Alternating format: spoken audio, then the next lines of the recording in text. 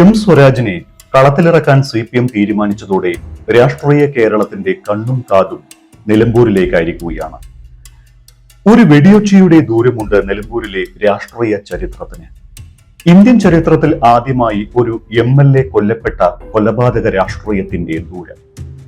K കുഞ്ഞാലിയുടെ സമര രാഷ്ട്രീയ ജീവിതം പറയാതെ നിലമ്പൂരിന്റെ രാഷ്ട്രീയം പറയാനാകില്ല. രണ്ടാം ലോക മഹായുദ്ധകാലം. ജർമ്മനിക്കെതിരെ ബ്രിട്ടൻ സോവിയറ്റ് യൂണിയനൊപ്പം അണിചേർന്നു. ലോകമെങ്ങുമുള്ള കമ്മ്യൂണിസ്റ്റ് പടയാളികൾ ഹിറ്റ്ലറുടെ നാസിപ്പടയ്ക്കെതിരെ അണിനിരക്കാനാണ് ആഹ്വാനം. പട്ടാളത്തിൽ ചേരുന്നതും പാർട്ടി പ്രവർത്തനം എന്നുറച്ച് കമ്മ്യൂണിസ്റ്റുകൾ ഇന്ത്യയിലെ ബ്രിട്ടീഷ് സൈന്യത്തിൽ അംഗമായി.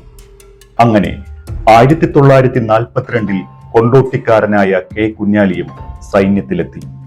പക്ഷേ 1945 ആയപ്പോഴേക്കും സർക്കാരിന് സൈനികർ അധികപ്പറ്റായി. അവർ സൈനികരെ പിരിച്ചുവിട്ടു തുടങ്ങി.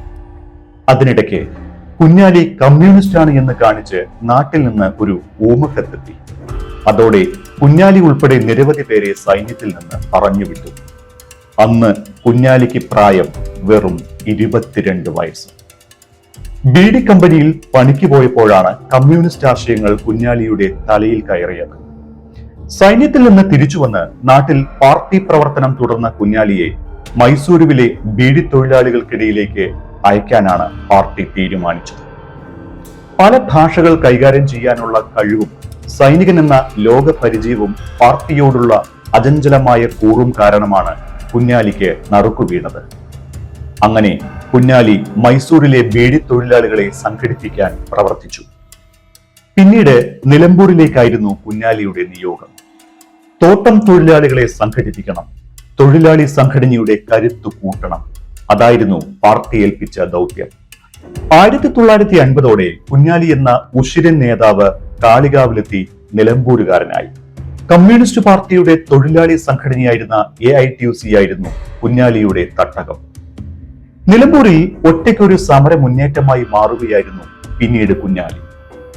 തൊഴിലാളികളെ മർദ്ദിക്കുകയും സ്ത്രീകളെ ഉപദ്രവിക്കുകയും ചെയ്തിരുന്ന തോട്ടം മുതലാളിമാരായ ബ്രിട്ടീഷുകാരും മാനേജർമാരും നടമാടിയിരുന്ന കാലമായിരുന്നു അത്.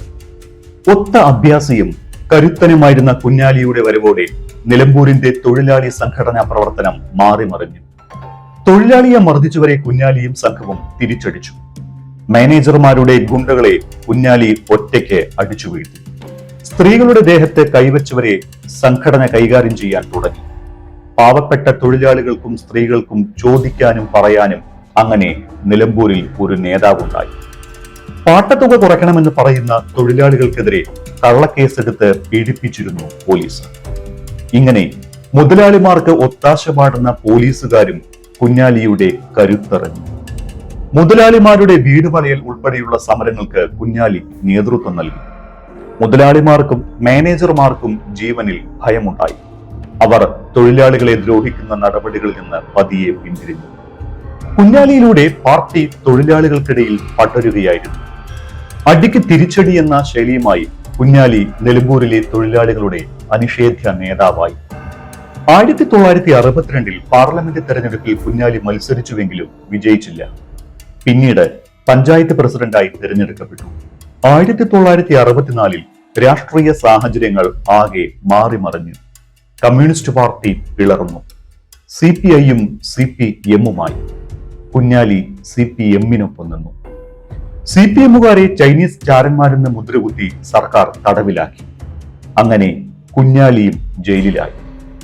റിമാൻഡ് തടവുകാരനായി കിടന്ന് 1965 കുഞ്ഞാലി നിലമ്പൂർ തെരഞ്ഞെടുപ്പ് മത്സരിച്ച് വിജയിച്ചു. നിലമ്പൂരിന്റെ ആദ്യ MLA. CPM ഏറ്റവും വലിയ ഒറ്റകക്ഷിയായെങ്കിലും ഗവർണർ മന്ത്രിസഭ രൂപീകരിക്കാൻ വിളിക്കാതെ നിയമസഭ പിരിച്ചുവിട്ടു. 1967 തെരഞ്ഞെടുപ്പിൽ വിജയിച്ച് കുഞ്ഞാലി വീണ്ടും MLA ആയി. 1969 ജൂലൈ മാസം തൊഴിലാളി സംഘടനാ തർക്കത്തെ തുടർന്ന് നിലമ്പൂർ സംഘർഷഭരിതമായിരുന്നു. 26-ാം തീയതി ചുള്ളിയോട് ഭാഗത്തെ ചില സംഘർഷങ്ങൾ ഉടലെടുത്തു. കുഞ്ഞാലി അങ്ങോട്ടേക്ക് പോകേണ്ട എന്നായിരുന്നു പാർട്ടി തീരുമാനം. കമ്മ്യൂണിസ്റ്റ് പാർട്ടി പ്രവർത്തകരെ ക്വാർട്ടേഴ്സിൽ കയറി അടിക്കുമെന്ന വാർത്ത പരന്നു. ഇതോടെ പാർട്ടി വിലക്ക് ലംഘിച്ച് കുഞ്ഞാലി ചുള്ളിയോട് പാർട്ടി ഓഫീസിലേക്ക് വന്നു. ഇവിടത്തെ കമ്മ്യൂണിസ്റ്റ് കോൺഗ്രസ് പാർട്ടി ഓഫീസുകൾ റോഡിന് ഇരുവശവുമാണ്, മുഖാമുഖവുമാണ്.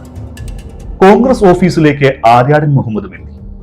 രണ്ട് ഓഫീസിലും പാർട്ടി പ്രവർത്തകർ കൂട്ടത്തോടെ എത്തി. പക്ഷേ പ്രശ്നങ്ങളൊന്നും ഉണ്ടായില്ല. രാത്രി 10 മണിയോടെ വീട്ടിലേക്ക് പോകാനായി കുഞ്ഞാലി പാർട്ടി ഓഫീസിൽ നിന്ന് പുറത്തിറങ്ങി. കോൺഗ്രസ് ഓഫീസിന്റെ ഭാഗത്ത് നിന്ന് ആരോ ടോർച്ചടിക്കുന്നു. ആരാടാ എന്നായിരുന്നു ആരെയും കൂസാത്ത കുഞ്ഞാലിയുടെ ചോദ്യം. മറുപടി വാക്കുകളിലായിരുന്നില്ല, വെടിയുണ്ടയായിരുന്നു. കുഞ്ഞാലിയുടെ നെഞ്ചിൽ തന്നെ വെടിയുണ്ട തറച്ചു. കോൺഗ്രസ് പ്രവർത്തകർ പോലും സ്തബ്ധരായി പോയ നിമിഷം.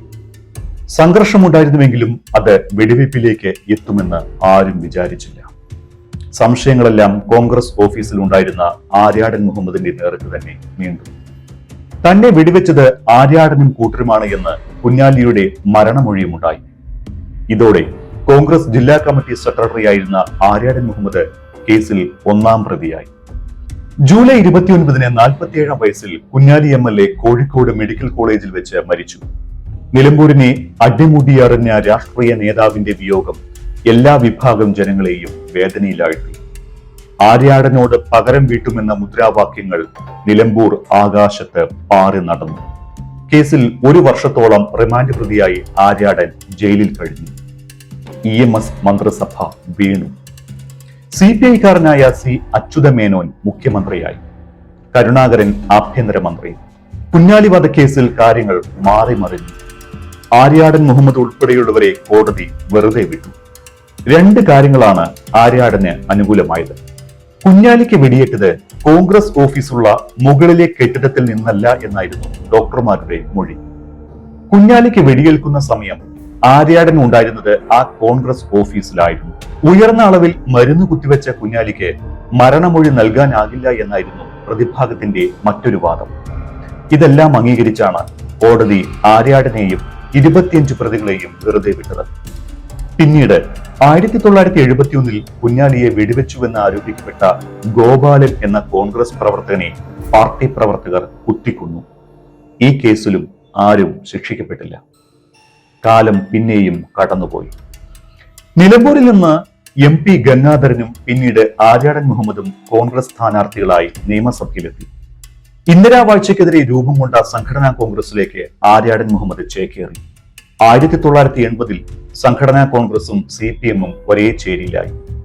നിലമ്പൂരിൽ ആ ചേരിയുടെ സ്ഥാനാർത്ഥിയായി ഉപതെരഞ്ഞെടുപ്പിൽ മത്സരിക്കാനെത്തിയത് ആര്യാടൻ മുഹമ്മദ്. കുഞ്ഞാലിയെ കൊന്ന കേസിലെ പ്രതിക്കായി CPM തന്നെ വോട്ട് തേടിയ രാഷ്ട്രീയ വൈരുദ്ധ്യത്തിന്റെ കാഴ്ച നിലമ്പൂരുകാർ കണ്ടു. നായനാർ മന്ത്രിസഭയിൽ അംഗമായ ആര്യാടന് നിയമസഭയിലേക്ക് വഴിയൊരുക്കാൻ വേണ്ടിയായിരുന്നു ആ ഉപതെരഞ്ഞെടുപ്പ്. 82-ൽ ഇടതുപക്ഷ സ്ഥാനാർത്ഥിയായി TK ഹംസ നിലമ്പൂരിൽ നിന്ന് MLA ആയി. പക്ഷേ പിന്നീടുള്ള കാലം ആര്യാടന്റെ അപ്രമാദിത്വമായിരുന്നു. 1987 മുതൽ 2000 വരെയുള്ള 2 പതിറ്റാണ്ടുകൾ ആര്യാടൻ നിലമ്പൂർ MLA ആയി. പലവട്ടം മന്ത്രിയുമായി. കുഞ്ഞാലി ജീവിച്ചിരുന്നെങ്കിൽ ആര്യാടൻ ഈ രാഷ്ട്രീയ ഉയരത്തിൽ എത്തില്ല എന്ന് വിശ്വസിച്ച നിലമ്പൂറുകാർ നിരവധിയായിരുന്നു. 2016-ൽ ആര്യാടൻ ഒഴിഞ്ഞ സീറ്റിൽ മകനായ ആര്യാടൻ ഷൗക്കത്തിനെ തോൽപ്പിച്ച് കോൺഗ്രസ് പാളയത്തിൽ നിന്നെത്തിയ PV അൻവർ ഇടത് സ്വതന്ത്രനായി നിയമസഭയിലെത്തി. വിവാദങ്ങൾ ഏറെ ഉണ്ടായിട്ടും അൻവറിനെ CPM കാത്തു, പ്രതിരോധിച്ചു. 2021-ൽ കൂടുതൽ കരുത്തനായ അൻവർ ജയം ആവർത്തിച്ചു. മലപ്പുറം ജില്ലയിലെ CPM-ന്റെ കുന്തമുനിയായി അൻവർ മാറിയിരുന്നു. പക്ഷേ നിലമ്പൂരിനെ കാലം കരുതി വെച്ചത് മറ്റൊരു വൈരുദ്ധ്യ രാഷ്ട്രീയ കാഴ്ചയായിരുന്നു. CPM-നെയും പിണറായി വിജയനെയും തള്ളിപ്പറഞ്ഞ് അൻവർ ഈ വർഷം ജനുവരി 13-ന് MLA സ്ഥാനം രാജിവെച്ചു. അന്നുവരെ കുറ്റം പറഞ്ഞ കോൺഗ്രസുമായി കൂട്ടുകൂടാൻ തൃണമൂൽ കോൺഗ്രസ് ആയി അൻവർ മാറി. നിലമ്പൂർ വീണ്ടും ഉപതെരഞ്ഞെടുപ്പിന് സാക്ഷിയാകുന്നു. സഖാവ് കുഞ്ഞാലിയുടെ കാലത്ത് തുടങ്ങിയ സംഭവ ബഹുലമായ രാഷ്ട്രീയത്തിന്റെ തുടർച്ചയെന്ന പോലെ പ്രവചനാതീത സംഭവങ്ങളിലൂടെ നിലമ്പൂർ വീണ്ടും രാഷ്ട്രീയ കേരളത്തിൽ നിറഞ്ഞു നിൽക്കുന്നു.